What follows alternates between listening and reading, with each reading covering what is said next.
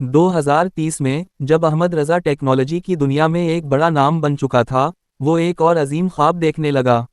اس نے سوچا، کیا ہوگا اگر ہم اپنی ڈیجیٹل کاپی بنا سکیں، ایسی کاپی جو ہماری طرح سوچ سکے، بات کر سکے، اور ہمارے بعد بھی ہمارے جیسی زندگی گزار سکے۔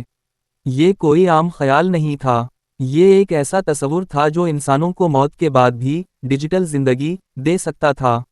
احمد نے اس منصوبے کا نام ڈیجیٹل ریئلٹی رکھا۔ احمد نے ایک ایسا پروگرام بنانے پر کام شروع کیا جس میں ایک شخص کے دماغ کی پوری معلومات، اس کی شخصیت، عادات، خیالات اور طرزِ زندگی کو ڈیجیٹل شکل میں محفوظ کیا جا سکتا تھا۔ یہ سسٹم ایک خاص اے آئی مصنوعی ذہانت پر مبنی تھا جو کسی بھی شخص کے دماغی پیٹرن کو اسکین کر کے ایک ڈیجیٹل کلون تخلیق کر سکتا تھا۔ اس کلون کی خصوصیات یہ تھیں: اصلی انسان کی طرح بات چیت کرنا، اسی کے انداز میں سوچنا اور فیصلے کرنا، اس کے پرانے پیغامات، ای میلز اور ویڈیوز کو دیکھ کر عادات سیکھنا، نئے تجربات سے خود کو اپڈیٹ کرنا۔ 2032 تک ڈیجیٹل ریئلٹی کا پہلا پروٹوٹائپ تیار ہو گیا۔ اس ٹیکنالوجی کے ذریعے لوگ اپنے ڈیجیٹل کلون بنا کر ایک ورچوئل ورلڈ میں میٹنگز کر سکتے تھے۔ اس نئی دنیا میں کاروباری میٹنگز ایسے لوگوں کے ساتھ ہو سکتی تھیں جو فزیکلی موجود نہ ہوں، مگر ان کے ڈیجیٹل کلون ان کے دماغ کی طرح سوچ سکتے تھے۔ مرحوم افراد کی ڈیجیٹل کاپی ان کے خاندان کے ساتھ بات چیت کر سکتی تھی جیسے وہ کبھی گئے ہی نہ ہوں۔ اساتذہ اور سائنسدانوں کی ڈیجیٹل ورژنز آئندہ نسلوں کو تعلیم دے سکتی تھیں جیسے وہ ہمیشہ زندہ رہیں۔ جیسے ہی ڈیجیٹل ریئلٹی عام ہوئی، دنیا بھر میں اس پر بحث چھڑ گئی۔ کچھ لوگوں نے اسے انسانی جذبات سے کھیلنے کا ذریعہ کہا، کیونکہ اصل انسان اور اس کا ڈیجیٹل کلون ایک جیسے ہو سکتے تھے۔ کچھ حکومتوں نے اسے قانونی اور اخلاقی خطرہ قرار دیا، کیونکہ لوگ اپنی شناخت کے ساتھ جعلی زندگی گزار سکتے تھے۔ مگر بڑی کمپنیاں اور ماہرین اسے انسانیت کا نیا انقلاب سمجھنے لگے۔ 2035 میں احمد رضا کی ڈیجیٹل ریئلٹی سسٹم نے دنیا کی شکل بدل دی تھی۔ لوگ ورچوئل کانفرنس رومز میں ملاقات کرتے، اپنے اے آئی کلونز سے روزمرہ کے فیصلے لیتے، اور حتیٰ کہ اپنے گزرے ہوئے پیاروں سے بھی ڈیجیٹل دنیا میں بات کر سکتے تھے۔ یہ وہ لمحہ تھا جب احمد رضا کو دنیا کا ڈیجیٹل ماسٹر کہا جانے لگا۔ اس نے صرف کمپیوٹر سائنس نہیں بلکہ انسانی زندگی کا نیا باب لکھ دیا تھا۔ 2035 میں احمد رضا نے ثابت کر دیا کہ ٹیکنالوجی صرف سہولت کا نام نہیں بلکہ زندگی کو نیا رخ دینے کا ذریعہ بھی ہے۔ اب لوگ ہمیشہ کے لیے زندہ رہ سکتے تھے، چاہے صرف ڈیجیٹل دنیا میں ہی کیوں نہ ہو۔ احمد رضا کا بچپن۔ احمد رضا 2005 میں پاکستان میں پیدا ہوا۔ اس کا خاندان متوسط طبقے سے تعلق رکھتا تھا۔ احمد رضا بچپن ہی سے عام بچوں سے مختلف تھا۔ جہاں دوسرے بچے کھلونوں میں دلچسپی لیتے تھے، وہ وہاں انٹرنیٹ استعمال کرنے میں لگا رہتا تھا۔ انٹرنیٹ کی دنیا میں قدم رکھنے کے بعد اسے پتہ چلا کہ کمپیوٹر پروگرامنگ ایک ایسا فن ہے جو مستقبل کی دنیا میں سب سے زیادہ اہمیت رکھے گا۔ احمد نے اپنی پہلی ایپلی کیشن بنائی جو ایک سادہ کیلکولیٹر تھی، مگر اس میں ایک خاص فیچر تھا۔ یہ انسانی آواز کو سمجھ کر حساب کتاب کر سکتا تھا۔ اگرچہ اس وقت یہ زیادہ ترقی یافتہ نہ تھا، مگر اس ایپ نے اس کے اساتذہ کو حیران کر دیا۔ 15 سال کی عمر میں اس نے مصنوعی ذہانت اے آئی میں دلچسپی لینا شروع کی اور آن لائن کورسز سے خود کو ماہر بنانا شروع کر دیا۔ اس کے والدین، خاص طور پر اس کی والدہ، اس کی دلچسپیوں کو سپورٹ کرتی تھیں، مگر والد چاہتے تھے کہ وہ روایتی تعلیم پر زیادہ دھیان دے۔ تاہم احمد نے اپنی تعلیم کے ساتھ ساتھ اپنی تحقیق کو بھی جاری رکھے۔ 2023 میں جب احمد رضا نے آگمنٹڈ ریئلٹی اے آر اور آرٹیفیشل انٹیلیجنس اے آئی کو ایک ساتھ جوڑنے کا خواب دیکھا۔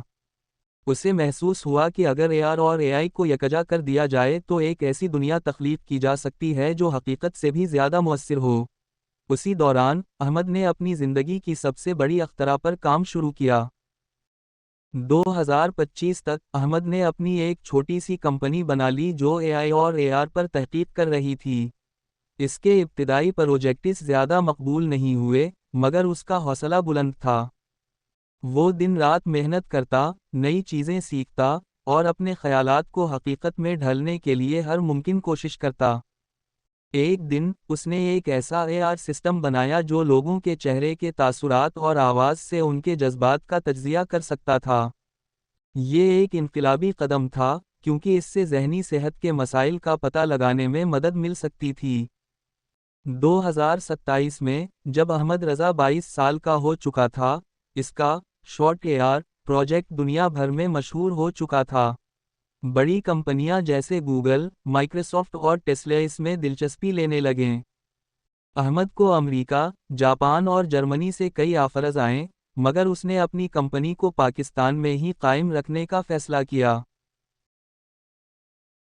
30 میں احمد رضا کا AR ٹیکنالوجی سسٹم ہر جگہ استعمال ہونے لگا۔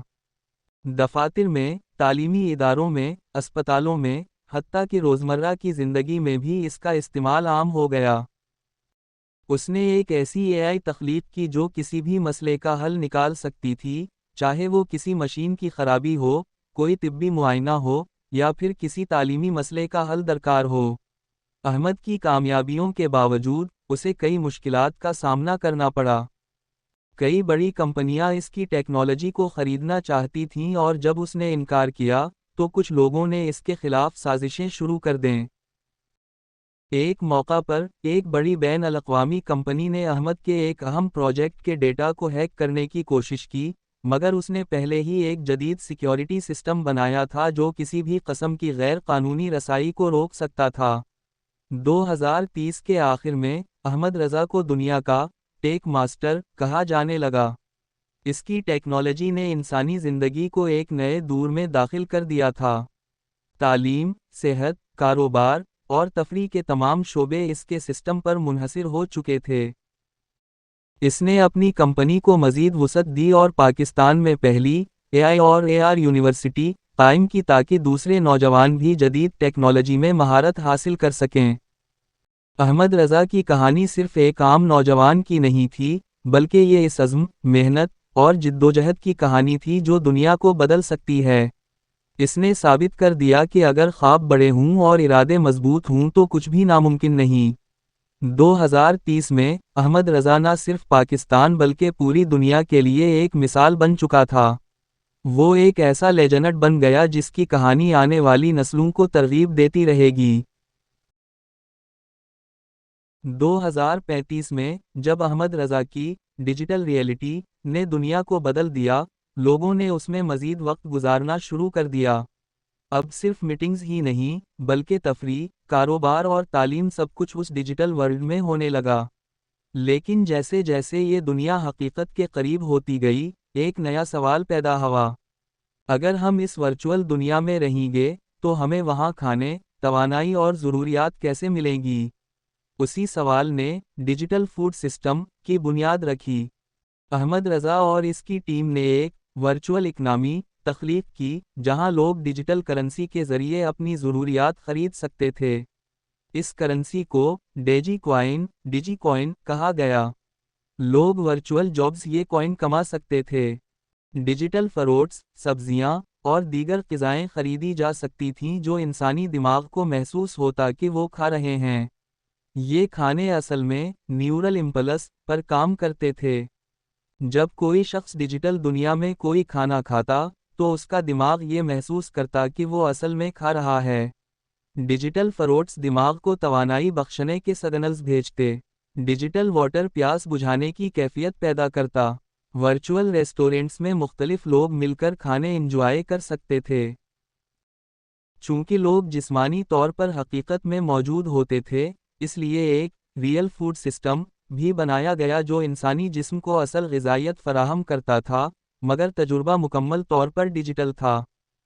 اگر کوئی ڈیجیٹل ایپل کھاتا، تو اس کا جسم ایک خاص نیورل فوڈ سسٹم کے ذریعے اصل غذائیت حاصل کر لیتا۔ اس طرح، اصل جسم اور ڈیجیٹل دماغ ایک ساتھ چل سکتے تھے۔ 2037 میں، دنیا کے کئی لوگ اپنی روزمرہ زندگی کا زیادہ تر حصہ ڈیجیٹل دنیا میں گزارنے لگے۔ کاروبار، شاپنگ اور بینکنگ سب کچھ ڈیجیٹل ہو چکا تھا۔ لوگ اپنی ورچوئل جائیداد، گھروں اور گاڑیوں کے مالک بن چکے تھے۔ ڈیجی کوائن سب سے بڑی کرنسی بن چکی تھی۔ اب یہ ایک عام سی بات تھی کہ کوئی شخص ورچوئل ریسٹورنٹ میں ڈیجیٹل کھانے خریدے اور اپنے دوستوں کے ساتھ انجوائے کرے، جیسے وہ حقیقت میں بیٹھے ہوں۔ ڈیجیٹل دنیا کا مکمل انقلاب۔ احمد رضا کا خواب، ڈیجیٹل زندگی، اب مکمل ہو چکا تھا۔ لوگ اپنی حقیقت اور ڈیجیٹل دنیا کو ایک ساتھ چلا سکتے تھے۔